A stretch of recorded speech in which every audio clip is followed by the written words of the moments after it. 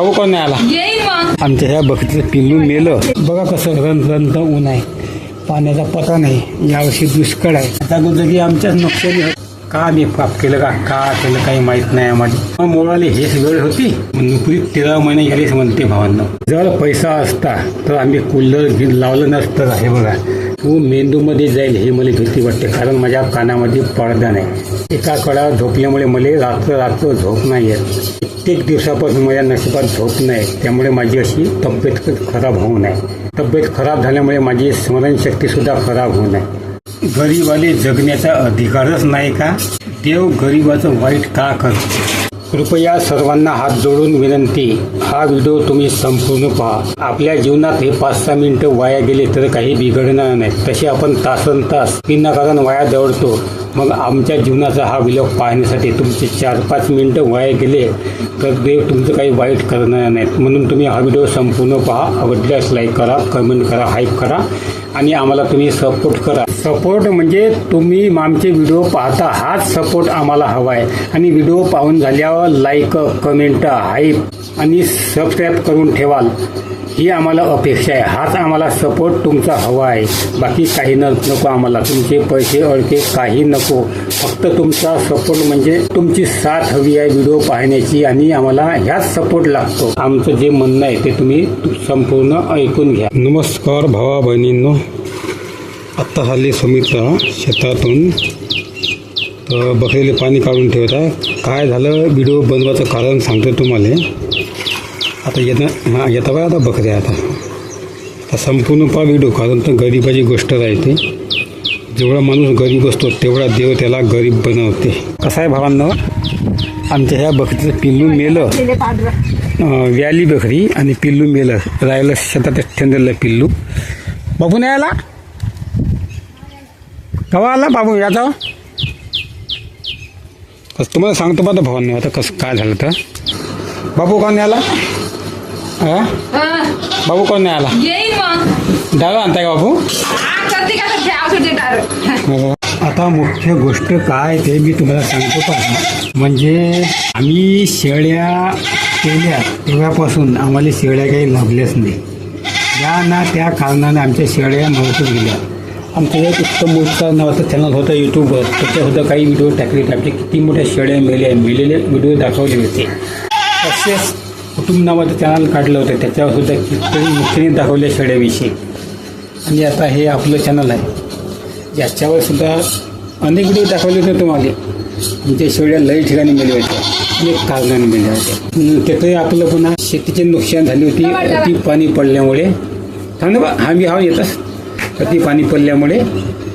आणि त्यातही पुन्हा ज्यावर्षी आता आहे पण 14 तारीख आहे. अल्निनो बघा कसं रण ऊन आहे, पाण्याचा पता नाही. यावर्षी दुष्काळ आहे.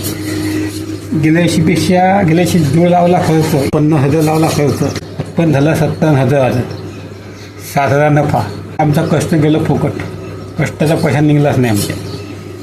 आणि आता यावर्षी आता अल्निनो त्या धोका तसेच ह्याच्यात जागोजागी नुकसानी चालू आहे. हे बघा खतरनाक कंडिशन आहे यावेळेस. आमच्याच बाबतीमध्ये असं का घडत असेल आम्हाला काही कळून नाही राहिलं भावना. आता जागोजागी आमच्याच नुकसानी होत. का मी पाप केलं का केलं काही माहीत नाही आम्हाला. समजून नाही राहिलं आम्हाला. गेल्या वर्षी तेवढ्या शेळ्या मरून गेल्या. अति पाण्यामुळे दुष्काळ आला. कापूस नाही झाला. यावर्षी आता अल्निनो कमी खत आणून ठेवलं. टाईम निघून चालला. 25 का 30 तारखेपर्यंत कपाशीसाठी वाल जमते. झालं मग आमची गोटाळ जमीन आहे पहिलंच. तारीखने उलटून गेली तर आम्हाला कपाशीला वाल जमतच नाही, होतच नाही मग कापूस.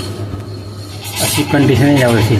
95 सालाच्या पहिलं जे जवळ आले ना आपले दुष्काळ त्याच्यापेक्षा भयानक दुष्काळ यावर्षी आहे म्हणून सांगताय आता तज्ज्ञ लोक सांगताय. आता का होते पाहू. आता ठेवली अनंती तैशाची राहावी. चित्त असू द्यावी समाधान. जसं होईल तसं पाहिलं त्याने. आता काय करते आता चष्मा मोडाली हेच वेळ होती. या चष्मा मोडला बघा. इथं फेविकॉल लावून मग अशी जोडला. 4-5 महिन्यापूर्वी नवीन आणलं होते फ्रेम.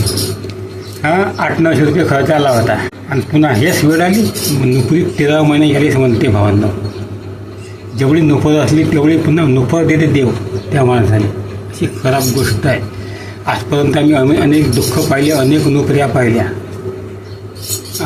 तर प्रत्येक नोकरीमध्ये देव काही ना काही नोकर पुन्हा देतेस, म्हणजे दुष्काळात 13 महिन्यात देतेस, असा आमच्या प्रत्येक जीवनामध्ये अनुभव आम्हाला आलेला आहे. जर पैसा असता तर आम्ही कूलर लावलं नसतं. हे बघा, कूलर बाहेरच आहे. आम्ही एवढा कडता उन्हाळा आहे, कडक उन्हाळा, भयानक उन्हाळा आहे.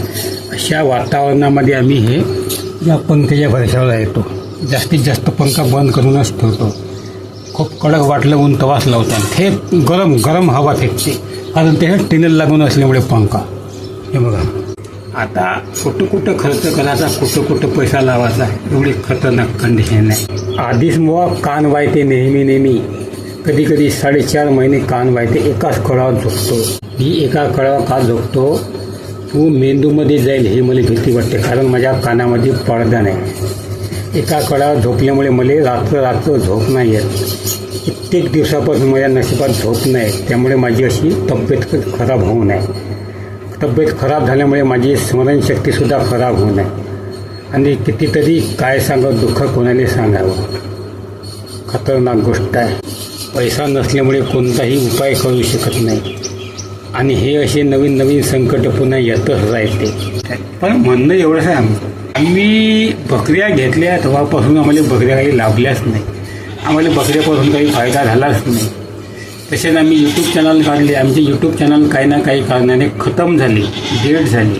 पैसे येणं बंद झालं. कसं आहे, 30,000 महिना भेटे, ते सुद्धा बंद झालं. नवीन चॅनल काढतो आम्ही, तुम्हाला माहीतच आहे. यासुद्धा चॅनलमध्ये काही ना काही अडथळे येतच आहे. असे तसे शेतीच्या कामामुळे चॅनल कामामुळे शेती खराब, असे अनेक अडथळे येते. एकंदर आमचे चॅनल खतम होते. आमच्या शेत्या खतम, बकऱ्या खतम. चॅनल म्हणावं तसं चालत नाही. तुमचा मला सपोर्ट भेटला तर आमचं चॅनल पुढे जाऊ शकते. आता यावर्षी एवढी खतरनाक कंडिशन आहे, काही काम नाही. गोरगरिबांना जगावं कसं, मरावं का जगावं, हाच मोठा प्रश्न आहे. सांगा तुम्हाला काय वाटतं याविषयी. चला, आवडल्यास लाईक करा, कमेंट करा आणि सांगा कसा वाटला तर आमचा व्हिडिओ. हाईप करा. आमच्या व्हिडिओला लाईक केल्यावर हाईप येते, ते तर तुम्ही हाईप करा, म्हणजे आमचा व्हिडिओ पुढे ढकल. हेच आमचं तुम्हाला एवढंच सांगणं आहे. नमस्कार.